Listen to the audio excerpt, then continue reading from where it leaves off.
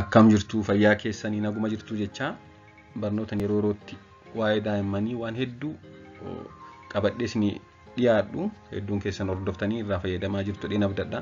Barnoota qabadhee dhiyaadhu kan afaan oromoodhaan qabadhee dhiyaadhu keessumaa maatiif ispeesifikaaliin barbaachisa beekuu qabuun fayyada jedhee kan qopheessedha. Akkasumas immoo waa'ee mucaa yeroo dubbannu waa'ee yeroo ulfaas baay'ee murteessaa waan ta'eef yeroon ulfaa haadha qofa osoo hin ta'in daa'immas waan ilaallatu yeroo waan akkasiis hin kaasna. Channel kana subscribe gootanii hordofuu keessaniif hedduu galatoomaan jedha. Amma barnoota inni qabadhee jiru dhiita'uu fi duwwaa ta'uu cidhaan daa'immanii ilaalchisee wantoota maatiin beekuu qaban kan jedhudha. Duwwaa ta'uu jechuun cidhaan keessa miciraan dhiiraa yookaan testis kan jedhamtu yoo gadi hin bu'in hafte yookaan keessa hin jiraanne maatiin maal gochuu qabu maal beekuu qabu kan jedhudha. Akkasumas immoo dhiita'uu cidhaan ijoollee dhiiraa reefuu dhalatanii maaltu fidaa furmaanni maali maatiin maal gochuu qabu kan jedhudha.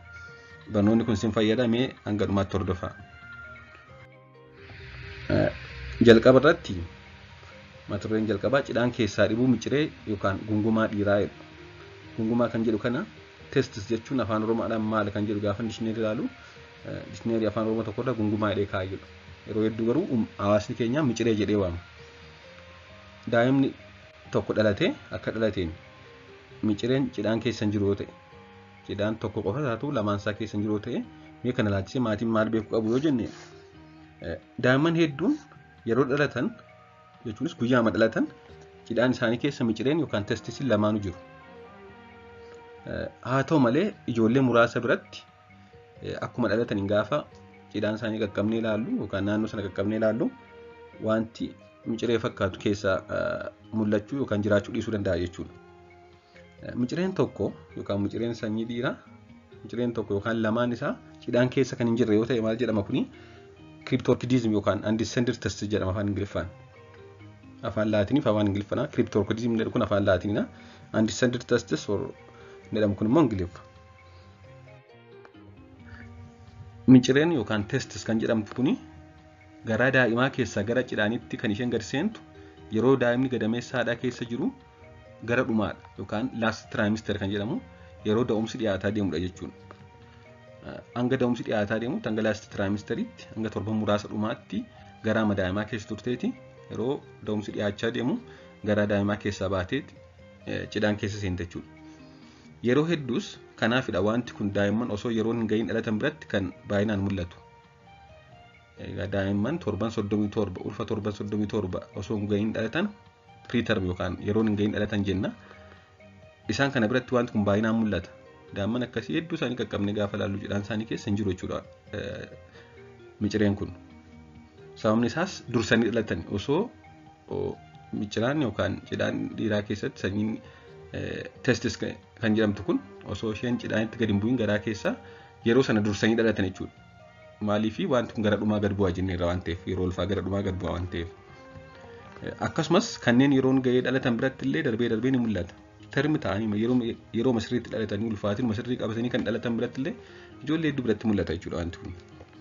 Haa ta'u malee hedduun isaa yookaan hedduu isaanii biratti hanga ji'a jaatti ofuma isaa osoo yaala tokkoon barbaadiin dhufee cidhaan keessa seenan jechuudha.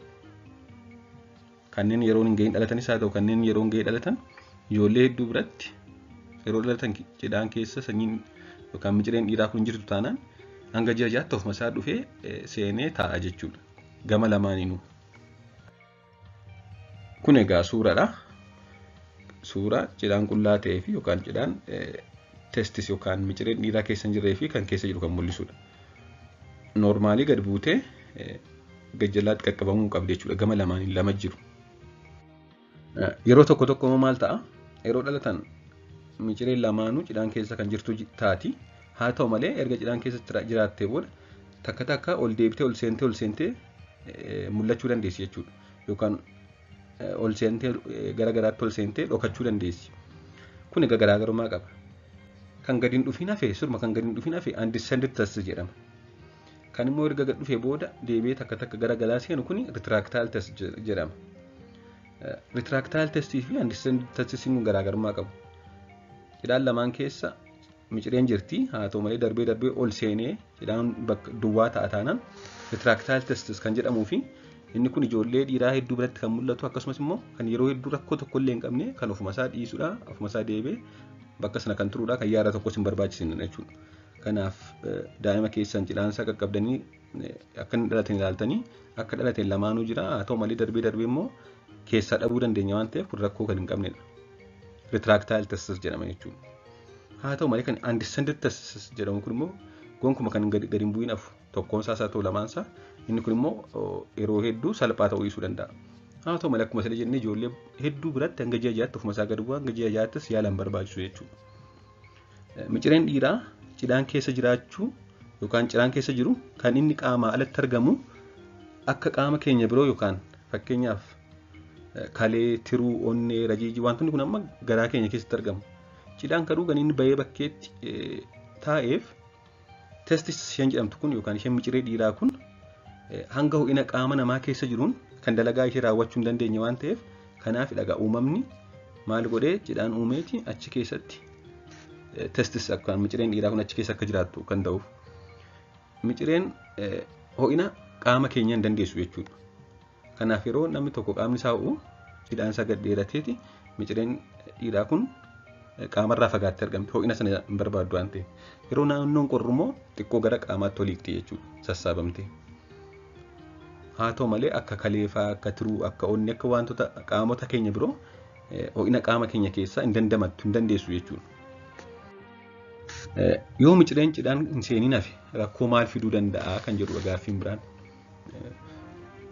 Tokko jiraattee yookaan jiraachuu baattee yoo seenuu baate rakkoo maal qabamee rakkoo maalii fiduu danda'a isaa jedhu yoo ilaalle inni jalqabaa micireen kan isheen garaatii baatee yeroo daa'imni tokko dhalachuu ga'u kan isheen garaatii baatee cidhaan keessa teessu ho'ina qaama nama sanaa hin dandeessu waan ta'eef ho'inni jiraannaan immoo dalagaa ishee dalaguu hin dandeessu. Dalagaan ishee immoo ispeermii yookaan sanyii dhiiraa oomishuudha kan oomishuu hin dandeessu jechuudha.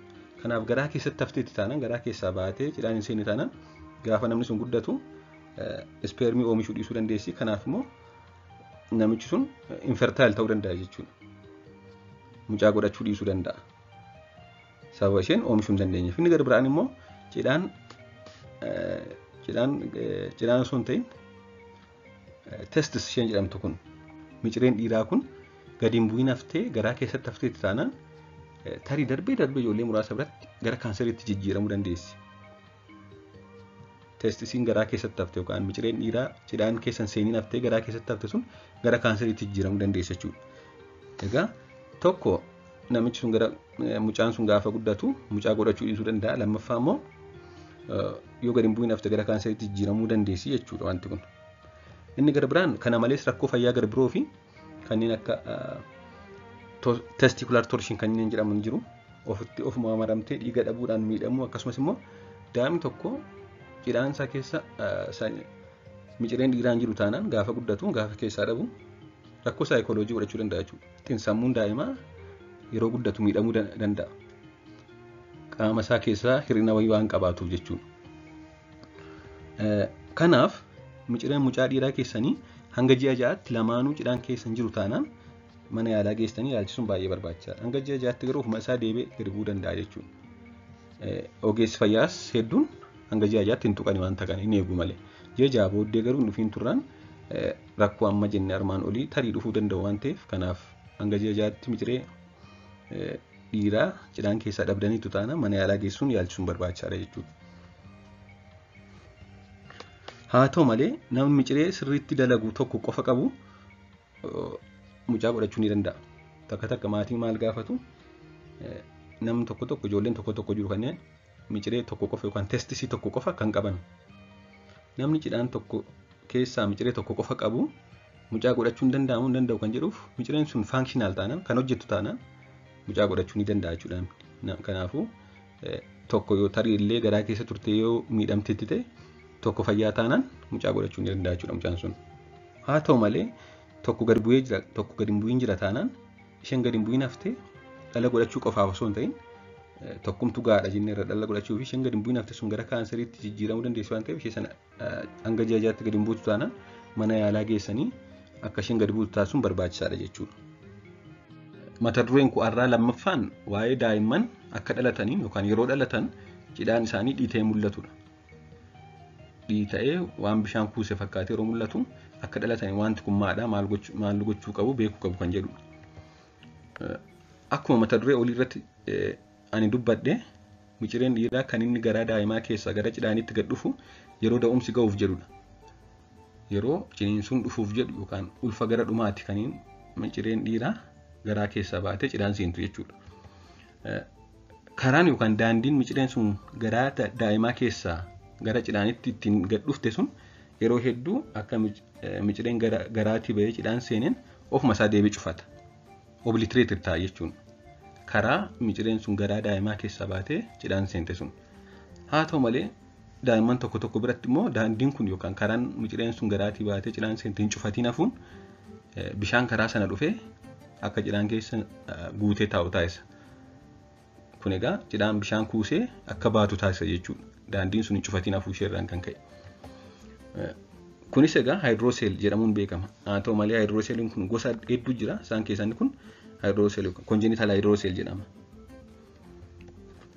Haa ta'u malee wanti kun ji'a muraasa booda irrachuun yookaan irrataa deemuun hanga waggaa tokkotti hedduun isaanii bada. Akkuma sila jenne inni sila jennes cidhaan gadi hin bu'in hafe hanga ji'a ja'aatti ofuma isaa hedduun isaa gadi bu'aa jenne irraa inni bishaanii kunis immoo ofuma isaa irrataa deemuudhaan hanga waggaa tokkotti ofuma isaa deebi'ee ni bada jechuudha. Kanaafuu inni kunis hanga waggaa tokkotti obsuu barbaadaa hin bada waan ta'eef yoomi kan mana yaalaa deemuu qabnu kan jedhamu akka armaan gadiitti ilaalla. Kun egaa mallattoo cidhaan bishaan kuusee jirudha. Yeroo hedduu cidhaan bitaadha kan bishaan kuusee taa'u. Darbee persentaa 30 biratti immoo cidhaan mirgaa bishaan qaba. Persentaa 10 kan ta'an biratti immoo daa'imman gama lachuun argama jechuudha. Kanaafuu kan bishaan kuusu yeroo hedduu gama bitaadha. Yeroo hedduu wanta kana ogeeyyiin fayyaa akkamiin adda baasu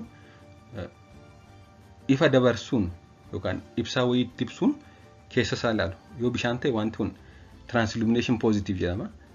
In beeksisa jechuudha ifa gaafatti ibsan. Bishaan immoo foon wayiitti keessa jira kan jedhu.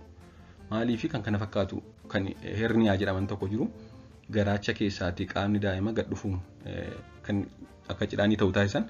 Haa ta'u malee kan bishaanii kun yeroo qaqqabnu baay'ee lallaafaa kan ta'e kan bishaan kuuse qofa ta'a. Kan akka waan foonii kuuse qabu miti. Yeroo qaqqabnee ilaalullee jechuudha. Haa ta'u malee ibsaallee itti ibsuudhaan laayitii of keessa dabarsa transillumination positive jedhaman kun. Yoo kanaan adda baasuun xinnoo cimee tarii ultrasoundii ilaaluudhaan adda bahuu danda'a. Yoomi kan mana yaalaa geessuu qaban maatiin kan jedhuufi tokko hanga waggaa lamaatti hin badin afnaan bishaan kuusee cidhaan tokkos haa ta'u lamaansaa hanga waggaa lamaatti dhiitoon sun irrataa hin banne taanaan mana yaalaa geessuun barbaachisaadha. Dhiitoon badee kan deebi'u yoo ta'e bishaan wanta kuuse fakkaate hin badaan deebi'a taanaan wanti kun hydrocele yookaan bishaan qofa dhiisuu ta'uu danda'a. Herniyaa kan jedhamu ta'uu danda'a jechuudha. Akkasumas immoo kan dhukkubbii qabu ta'e dhiitoon bishaan kuuse kun yeroo dhukkubbii hin qabu rakkoo tokko hin qabu. Haa ta'u malee herniyaa yoo komplikeetu godhee dhibee biraa qabaate kan kana fakkaatu tokko dhukkubbii godhachuu danda'a. Akkasumas yoo yeroon dabalaa deeme hedduun isaa torban muraasa booda dabalaan deemu irrataa deema malee. Kanaaf dabalaa deemnaan hanga waggaa lamaatti hin badu taanaan dhiitoon kun badee deebi'a taanaan dhukkubbii qabaannaan mana yaalaa geessuun barbaachisaadha jechuudha. Waan na dhaggeeffattaniif hedduu galatoomaa. Gaaffiif yaada qabaannaan koomentii jala naa kaa'aa. Turtii gaarii.